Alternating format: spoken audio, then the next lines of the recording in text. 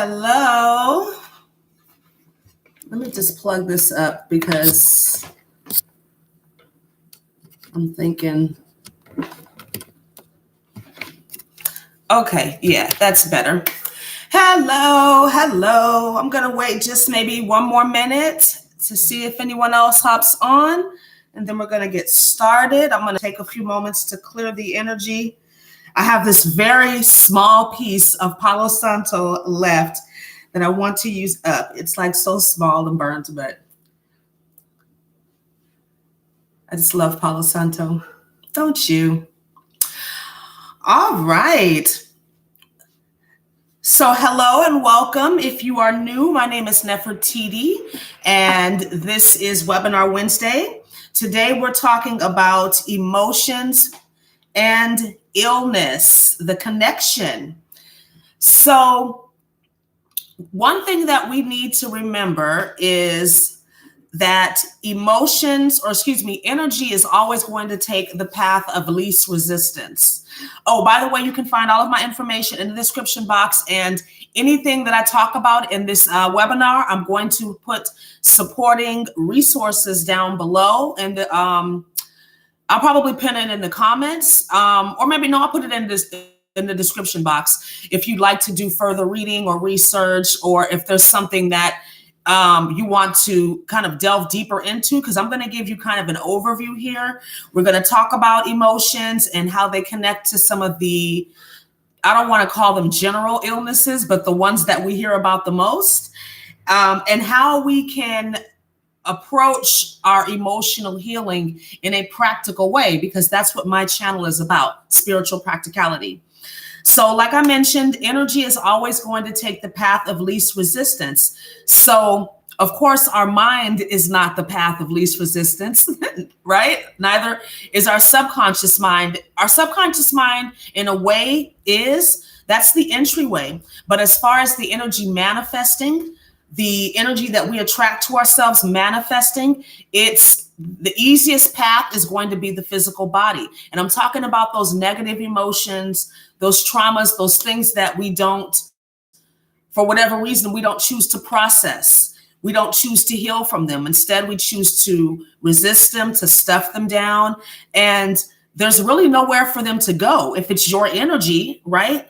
I mean, you can try to project it out, and we're going to talk about that too, because basically repressing your emotions and projecting them are the same thing. You get the same results. Basically, you're going to manifest some sort of illness. There's a 95% chance that this will happen. So let's get into some studies, some research studies, because this has been scientifically proven. A 2018 study from the American Psychological Association showed that anger is associated with chronic inflammation. They were able to prove this in a clinical setting. They also proved that when you suppress or project your emotions, it also compromises your immunity. So there's the rub. You see, when emotions come to the surface for us to deal with, because I feel like we get a lot of opportunities for this, especially as we are really conscious of our spiritual journey and where we're at and how to do shadow work and things like that. These types of negative emotions that we all have, because we're both polarities, will come to the surface at different times. But because we have free will, we have the option as to whether or not we're going to work on that emotion at that time or continue to repress it. So again, it's free will. So some of the serious but common conditions like cancer, diabetes, kidney failure and issues, and obesity. These issues also proven in clinical studies when people come in to a physician's office, and they have one of these ailments. They are also people who have strong defensiveness against change. So let's say, for example, somebody goes to the doctor, they're diabetic, and they're really looking for a cure. Like they don't want to be diabetic. They don't want to manage their diabetes. They want to heal from it. So let's say this is a conscious doctor, right? A doctor that knows how to connect reasons to the actions that you need to take for your health, as opposed to just giving you a prescription or telling you this is what you need to do. As human beings, we're goal driven. So we need to have reasons. We have to have a strong why for doing something. And you being sick obviously is not a strong why, because you wouldn't be sick if that were the case. So they'll give you a solution. Let's say this doctor says, okay, we're going to take a holistic approach, because we know that's the only way to truly heal. You can't spot treat things, right? If you want to heal, everything has to heal. So we're going to talk about your nutrition. We're going to talk about how you are mentally feeding yourself. Are you doing the self-work on yourself, reading the books? Are you doing things to support your growth and development? Are you removing toxicity from your life in the form of people, situations, things? Are you going to do these things from a holistic point of view so that you can heal? And 9 times out of 10, resistance comes up, because there's a fear of change, first of all, and they know that if they touch on any other area besides the physicality of what they can see, like I'm sick, I just want to deal with the diabetes, any other area, they know they're going to have to do some emotional healing work. Okay, that's just what it is. Whether people are conscious of this or not, on some level, they know if they truly want to heal and be done with a dis-ease, right, that they have to connect with their emotional body and be willing to do that healing work. So we know about stress, right? That's kind of a buzzword in our society. Stress, stress, stress. I'm so stressed out. You know, and especially us here in the United States, we're stressed out about what I call first world problems, okay?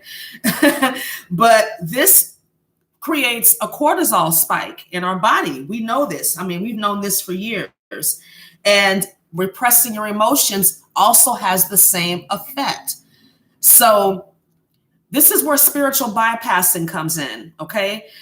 You'll have one extreme where, okay, a crisis happens and the person is just freaking the hell out. You know, they're totally out of control. They're losing it. They're expressing their emotion in that moment. Then you have the other extreme where the person is like, oh, it's all love and light. All is well. I'm not going to be negative. I'm going to breathe. I'm going to do all of this and do all of that. Okay. At what point have you crossed that line from really trusting to now I'm repressing, now I'm spiritually bypassing? And I think there's a really, really thin line. Systematic Candace. Yeah, I'm actually going to go through several ailments in just a few moments. Sherry D. So we'll talk about a bunch of different things and the emotions that connect to them. So yeah, and spiritual bypassing, you know, that I feel is another way that darkness has infiltrated the light worker community, because we have to really watch that, right? There's a time and a place for everything. There's a time to be positive and love and light, and we're supposed to be about that most of the time. But life in and of itself is not that way. Life has polarity. So we need to allow ourselves to be the emotional beings that we are. And yes, when we do get into a negative emotional space, it does open the door for negative entities. But remember, the positive entities are much more powerful, first of all. And when you're dealing with the emotion in that moment, that's an opportunity for you to release it and not suppress it. So there's that open door right there. Something happens, a crisis, a situation, you get emotional, you allow yourself to get emotional. You allow yourself to deal with it in the moment as best you possibly can. And then you won't have that repressed energy, right? And that's from everyday things, minor things. Some of us have been through very, very traumatic experiences. So we have a lot of repressed emotion because it's the only way that we could stay safe. It's the only way that we can really navigate our reality is to just learn how to not feel, to learn how to just shut down. I mean, especially if you grew up in an abusive home where there was a lot of drug abuse, for example, like I did, that's a huge. We don't talk about it. We don't discuss it. Whatever you're feeling as a child, it's not valid because you're not paying any bills. You're being fed. You have all of the, your basic needs are being met. Like, leave me alone in my dysfunction. That was basically how I felt growing up. I don't know if anybody else can relate, but that means you're not really allowed to express yourself emotionally. So it starts way back in childhood, and then you get accustomed to repressing your emotions because it does get you, for a little while, it gets you over that hump where it's like, okay, I just want to move past this. Like, nobody's going to listen to me anyway. And then as you grow up into teenage years and adult years, you get better and better at this, because nobody's telling you to do anything different. Everybody else is suppressing their emotions. So you're right in line. But I feel like a lot of us light workers, way showers, that's a part of our mission, is to allow people to see us in our truth at all. Well, I don't want to say at all times, as much as we possibly can, right? Because we're still human. But that's why it's so important for us to know how to do emotional healing work, how important it is for us to feel comfortable expressing our emotion. And if we're not comfortable with whoever these people are in expressing this emotion, we need to question why we are dealing with these people. If they're not able to really accept us for who we are and how we're really feeling, because maybe they don't want to deal with their emotional stuff. So that's where the projection comes in. All right. So another study from the International another study from the International Journal of Psychotherapy Practice showed that 80% of all physicians' visits have to do with psycho-emotional challenges or socio-emotional challenges. So I find this very interesting because in Louise Hay's book, Heal Your Body, which was written in the 80s, she put this number at like 95%. So this is very interesting. Things like dizziness, chest pain, in most cases are found to have no medical connection. So these are purely emotional responses, physical, emotional responses that people are having. So it's very evident that how we manage our emotions is going to directly affect our health. And the fact that many of us are highly empathic, our emotional well-being should be a priority. So let's talk about the different ailments, body parts, and the emotions that tend to get suppressed in these areas and manifest into pain, discomfort, illness. So asthma is considered, it's kind of like smother love. It's like not feeling like you have the right to breathe. So this is connected to a lack of self-worth, right? This is, we see a lot of asthma, connected to eczema too, because asthma is eczema on the skin.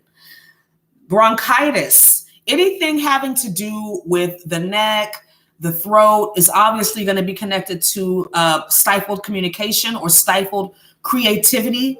But with bronchitis, it's inflammation, right? Anything with an itis at the end is inflammation. So this is about anger, repressed anger, stifled emotional anger, right? Colds are the same thing. Sinus congestion is always anger. And when there's a cold involved, it's usually mental confusion too. So you're angry and then you don't even know what to do. You're angry because you don't feel like you have a solution. Dementia is connected to not wanting to be here, just wanting to check out. And let me just mention, I should have said this earlier, that these emotions are 98% of the time subconscious. Okay, so these are things that exist below the surface. They're hidden, but it's still energy that needs to manifest itself. And because it's so deeply buried, a lot of times the body is the path of least resistance. So people might not know or might not be consciously aware of that they're angry or that they're resentful or they are, holding on to unforgiveness. Some people know, but a lot of people are not. They have gotten so accustomed to suppressing these things that it's just become something that's not even on their radar anymore. It's kind of like they've gotten accustomed to that old pain, right? So again, these might not be conscious. So I don't want to offend anybody if you have any of these ailments. You might not realize it right away, but hopefully you make the connection. All right, so let's move on. Dental issues. Anything to do with the mouth is confusion, wishy-washy thinking, not being able to make firm decisions. The mouth, the teeth, ironically enough, is connected to the root chakra. We would think it's connected to the throat, but the skeletal structure, your structure, is the root chakra. So if you're having any type of dental issues, gum issues, it's usually because you're having difficulty making a firm decision, usually in a major area of your life. This isn't like every day, should I have a green smoothie or oatmeal for breakfast? Not that type of decision. I'm talking about, should I leave this relationship? Should I leave this career? Should I move to another state, another country? Major decisions are going to show up in your mouth area. Okay. Eyesight is very interesting. So childhood eyesight issues typically have to do with not wanting to see what's going on in your environment, right? If you're living with people that are not aligned, you as a child, we know children are very aligned. They're very connected to source. And so because they haven't developed the social skills needed to understand and really comprehend what's going on, all they know is that what they're looking at, what they're seeing, is not what they want to see. It's causing them distress, pain. So they create a way within themselves, the body, to not see what's happening. And the same thing is true when you're older and you have eye issues, not really wanting to see the world clearly, not really wanting to see the possibilities. The same connection is true for broken windshields as well. Your feet are what move you forward in life. So if you're holding on to a lot of fear about taking that next step, about moving forward in your life, you might have issues in your feet. And I want to mention something about pain.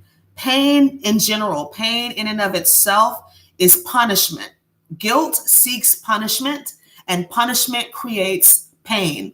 It's just like I mentioned earlier in the video with the inflammation. Inflammation is anger. You're burning up, right? So hair loss. Hair loss, again, is connected to fear, connected to stress. Your follicles, there's so much tension in your scalp that it can't even hold onto the hair. Everything is so tight. A lot of hair loss we know is hereditary too, but I like to think and believe, and I can't remember where I heard this quote, but your genetics load the gun, your lifestyle pulls the trigger. Okay.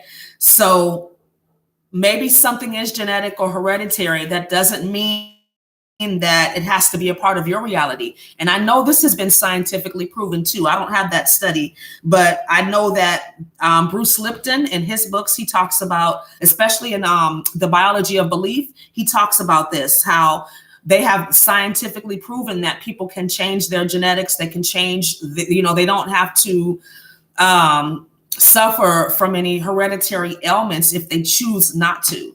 So I highly recommend that book. Inflammation, I already talked about that. Joints are about flexibility. and being able to move. So a lot of things can happen to joints. They can be stiff. You can have swollen joints. So generally speaking, this is about not being flexible, not going with the flow, not able to make quick movements, right? Being able to shift, because energy is always shifting and changing. So the more flexible we are in our thinking, in our bodies, the easier it is going to be for us to navigate through life, to trust our intuition, to act on the guidance that we get. All right. The kidneys have to do with, in general, detoxing the body, right? The liver and the kidneys, but they also connect to sweetness, joy, just like with diabetes. Okay. So diabetes typically is linked to, longing for what could have been. All of the sweetness and joy is gone out of life. Like, what's the use? So that's why a lot of alcoholics will have kidney issues, liver issues, because that's why a lot of people drink, right? They want to check out of this reality. It's like, I don't even want to be here, and I'm not talking about drinking for pleasure, like some people do, a glass of wine. I'm talking about people that drink to get drunk. That's their purpose, right? Okay. The nose, again, is about anger and confusion. And if you get I forgot what a bloody nose, anything really dealing with the face in general, is you showing up in the world, your personality, how you feel others perceive you, what you think others, or what you believe others think about you. So self-worth, self-love, that's why a lot of teenagers have acne. That's my belief, because they're dealing with these types of issues, identity issues, and I don't fit in, what am I supposed to do? What am I supposed to be with my life? And I don't feel like especially if they're being bullied or something like that.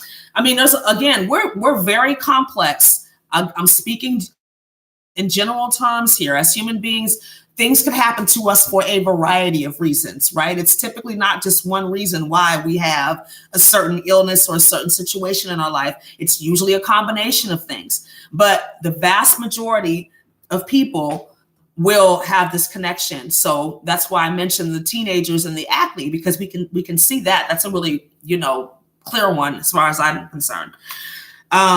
Fertility and reproduction. So anything having to do with the gonads, the penis, the vagina.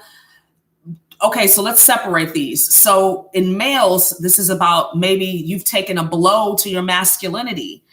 This could be a variety of things. Maybe you were bullied for being gay, or maybe you had a sexual experience that was not supportive of you as a male. Like maybe your partner didn't enjoy it. And I know that could probably be hard for some men, right? To to have sex with a woman and she's just like, yes, I can imagine that being a blow to your masculinity. Or, sexual abuse, it can go that deep. And the same thing for women, taking a blow to your femininity, not being allowed to feel like a woman, not feeling sexy. Maybe you were in a relationship with a narcissist. And if you're in a relationship like that for a long period of time, it just beats you down. Your self-esteem gets so low, and it's a gradual thing. It doesn't happen right away. And so you'll, often hear people that get out of these situations, and some of them are really horrible, and you'll hear their stories and you're like, why did you stay so long? Like, why didn't you leave sooner? And it's a gradual manipulation and control, and it's very, as far as I'm concerned, maybe not consciously, but it's very intentional. Okay. So by the time you even realize you're in that situation, you are like so fucked up. Like maybe you're financially tied to this person. You've got kids, or just in general, like this person's going to create some emotional imbalance because not properly, because this narcissist becomes out of your energy. And our energy, as far as we are physically concerned, is finite, right? That's why we have to rest and recalibrate yourself after you get out of that situation. It takes a while for you to really know that it's okay to love yourself, that it's okay for you to take care of yourself, that it's okay for you to set boundaries, that it's okay for you to say no. These are things that you have to learn or relearn, because when you're in that situation, those types of I don't even know what word to use, but those elements of the relationship don't exist, right? You don't love yourself. You don't get to love yourself. You have to love me, the narcissist. That's the whole point. So I could go on and on about that. You guys know I have experience with narcissists, right? But I am not going to ever allow myself ever again to judge myself for it or to feel bad for it, because now I'm able to teach people about it. Now I'm able to really understand it, and I can choose to not go into a situation like that ever again, because I've done my emotional healing work. And people like that I used to connect to that were narcissists, I'm going to see them coming a mile away. It'll still be a choice, right? But I'll be able to identify them. Before, I couldn't do that. Excuse me, I'm going to get a drink. Okay. So let's continue to move on. I talked about reproductive fertility issues. A lot, especially with women, because, did I lose y'all? Let me know. It just said my connection dropped. Oh, it said it's unstable. Can you guys hear me? Okay, I think we just got it back. All right. Anyways, like I said, especially with women, because we are the holders, if you will, of the energy. We're the portal that brings physical energy into this world. So, okay, thank you.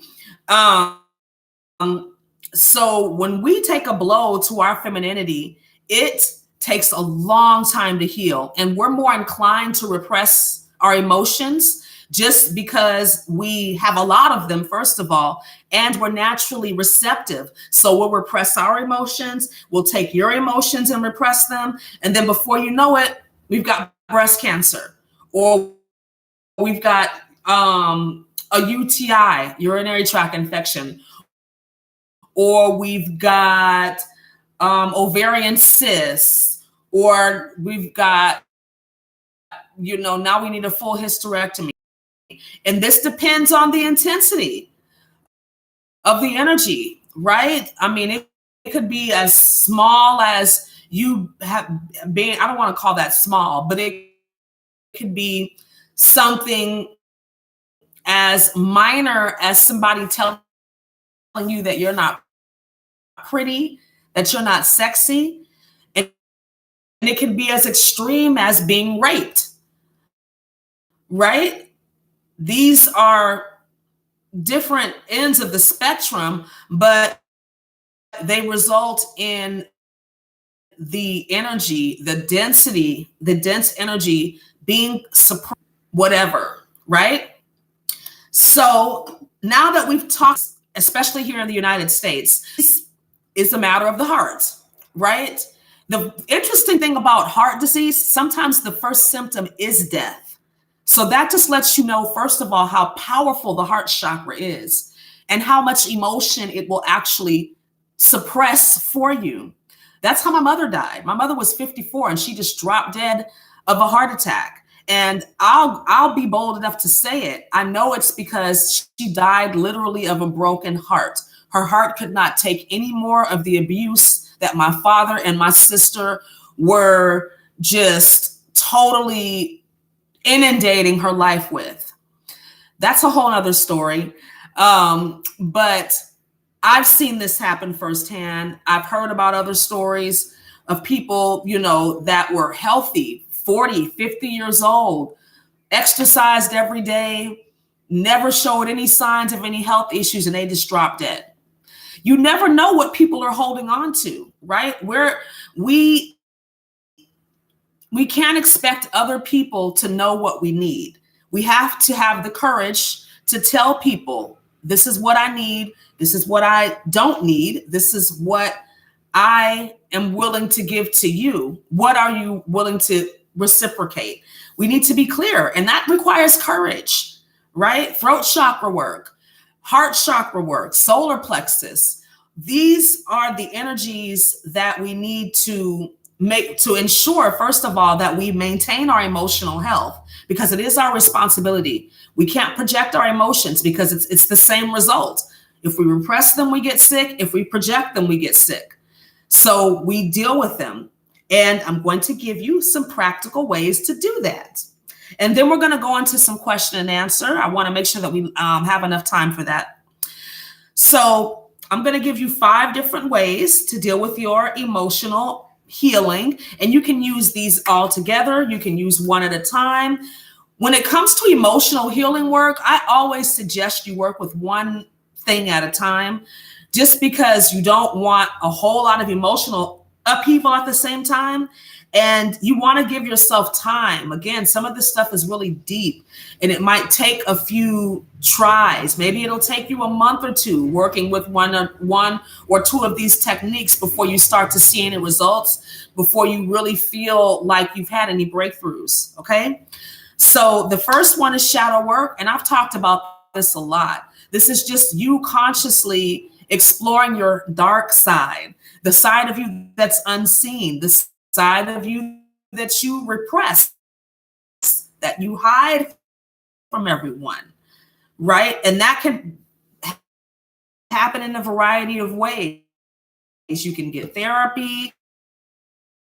You can do shadow work journaling. You can do like past life regression. There's lots of different ways to work with your shadow, but I highly recommend that you do this often, because remember that the spiritual journey is cyclical, right? We see things as linear because we're in this 3D reality, but it's cyclical. So if we have an issue that we haven't dealt with, life is going to give us an opportunity to deal with it again. It'll cycle back person, but the energy will be the same, right? It'll be do your shadow work, right? Emotional freedom technique, tapping in the description box. But the belief is in Chinese medicine that the meridians hold on to energy. We know then release repressed emotions. So there's tapping points. What is this called? What is this? The bridge of the nose and then the chin. And I think it's the collarbone and then underneath the arms. And so these are places that you can stimulate with tapping. It's kind of like acupuncture. Okay. Oh, this connection. Mercury retrograde in full effect. Let me know if at any time it gets, I'm buffering. Okay, let me try something really quickly. Let me see something really quickly. Okay.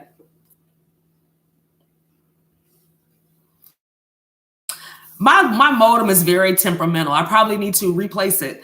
But anyways, what was I talking about? Okay, EFT tapping. I've actually used EFT at different times in my life, and it's very, very effective.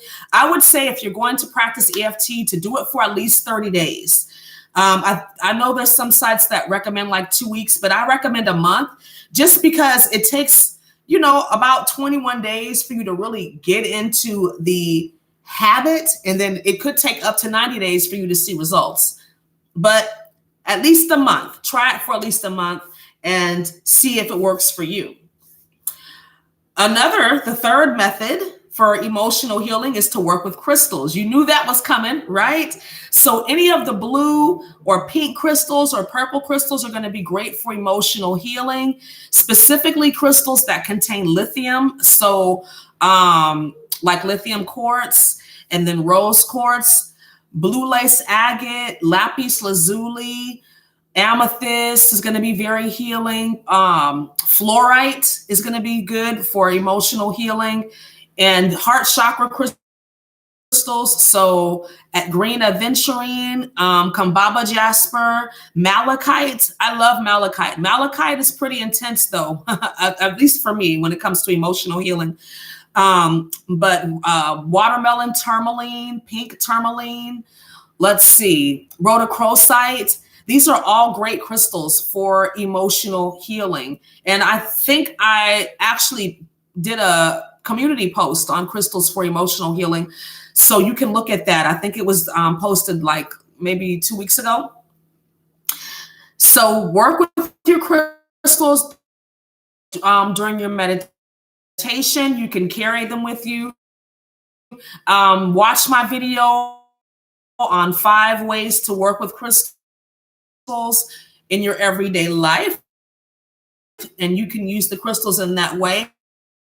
I love using the emotional crystals for my crystal baths, for my spiritual baths. So I'll use a lot of rose quartz, a lot of amethyst, a lot of blue lace agate, smoky quartz is another one that I use in the for dealing with their emotions is nutrition. And boo, right? No, I actually, so you can feel, right? And that's going to be, I'm talking about, right? Think about that connection. And I'm an emotional eater, so I am looking for sugar. I don't know about any of y'all, but that's my vice. Sugar levels balanced and stable so that you don't have those insulin spikes and, you know, all of those different things that happen in your body when you get stressed out, the cortisol release. Eating well and eating balanced not only helps to like I said, to keep your levels balanced, but it becomes a habit. So you're more inclined to eat healthy even when you're stressed out, because it's just something that you do. And the better you feel, the easier it is for you to process your emotions, right? The easier it is for you to do anything, anything, because it's like you have the energy, you know, your brain is clear, you're hydrated, you got your nutrition on point. So it's easier for you to deal with the things that come at you in life. And we all go through things. We're all going to go through, you know, minor challenges. We're all going to have traumatic things happen to us in this life at some point.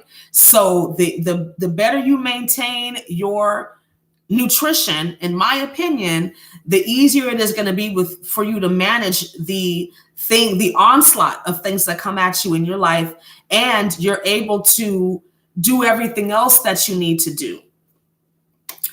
The 5th technique is to meditate with 432 hertz on the solfeggio frequency scale. You guys know I'm a big fan of solfeggio frequencies. 432 hertz is going to heighten your perception. So it's going to make you more aware, right? And as empath, it's important for us to be aware of which emotions are ours and which ones are not. And when we find out that emotions do not belong to us, we do the work to release them. We've got our own shit to deal with, right? It's also going to help increase mental clarity. So making the head over heart decisions. A lot of times we stay in toxic situations. We don't deal with our emotions because we don't want to feel. We don't want to deal with the pain, but it's not going anywhere.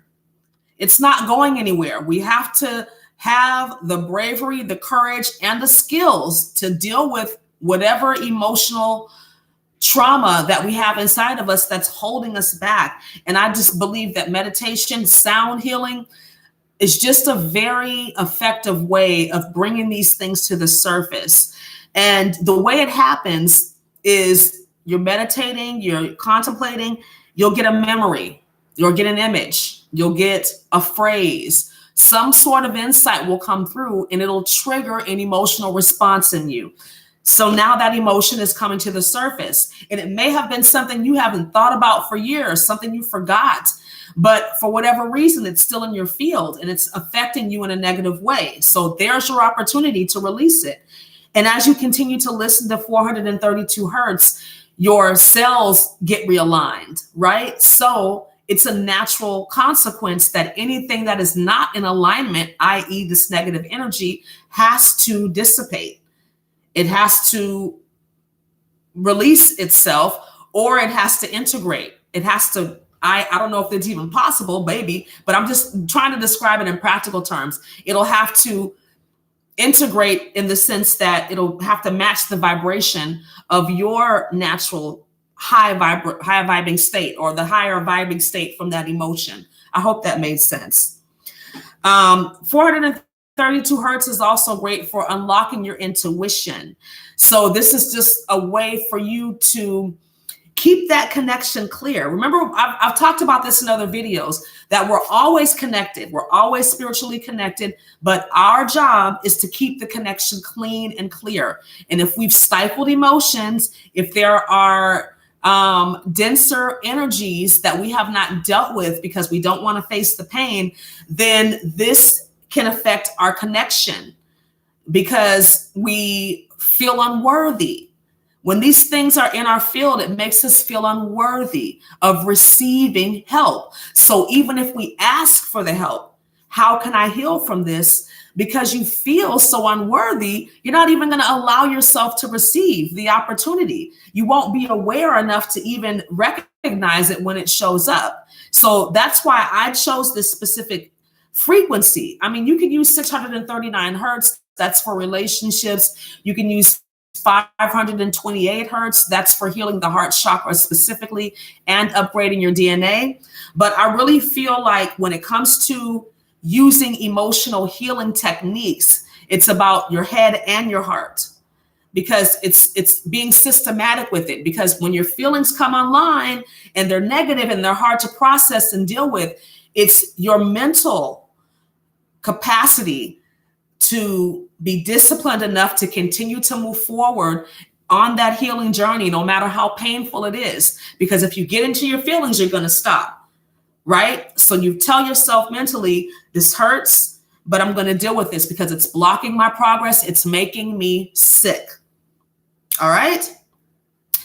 So I'm going to see if there are any questions in the chat. And like I said, I'm going to put all of the information in the description box below. I'll probably be doing some pins too as they come to me,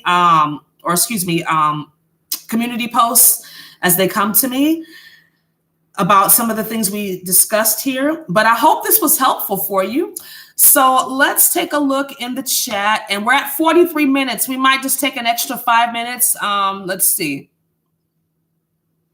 Yeah, this will be available for replay if you missed any of this. I became so adept at suppressing my emotions. I had to go to therapy to learn how to cry. You know what? That is so true. It's funny because I've been in therapy twice in my life. I went when I left my home situation when I was 19, when my dad got out of prison. That was a horrible situation. So I was in therapy for a while after that.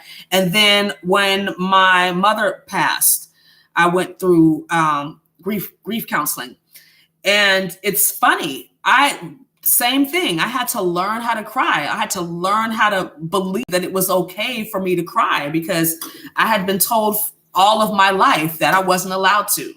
That, why are you crying? You don't have anything to cry. You don't have any reason to cry, right?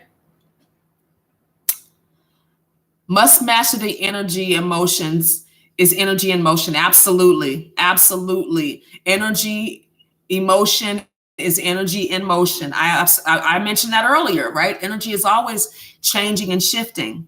So we can't hold on to the density. We can't hold on to the baggage, because we're not going to be able to move forward, right? Okay. I know. I'm sorry about the buffering. I'm going to see if I can move my modem into a different. It might just be the retrograde. I usually don't have any issues, but Yeah, the emotional eating with the sugar, and leaky gut, sensitive. Yeah. Lung problems. And see, that's the thing. When we have issues in our body, It's everywhere, right? You don't, so if somebody says I have breast cancer, you have cancer everywhere because it can kill you just the same. So we have to get out of this mindset that we can isolate things, first of all, and that everything is connected. And when it comes to yeast, I don't know if I mentioned Candida. This yeast is a couple of things. The yeast has a lot to do with, it's connected to the diabetic thing with sweetness of life and false growth, right? Because we know yeast is an overgrowth. So this could be about you giving your attention to things that are dead, that are stagnant. They're just creating more poison. They become toxic, basically. Let me see. But again, the yeast infection, that's connected to the reproductive. So below to the femininity, anything that ends in itis is inflammation. It's anger. You'd be surprised how much anger we women hold in our sacral chakra. I need to do a video on aura scanning, I think, because I tell you, boy, any type of urinary issues, it's about you being pissed off, right? But I don't see any more questions in the chat, so I'm going to sign off here. And again, if you have any other questions, you can put them in the comments section of this video or on the community post that I shared. But yeah, this was great. And I look forward to speaking to you again really soon. Have a wonderful rest of your day. Namaste.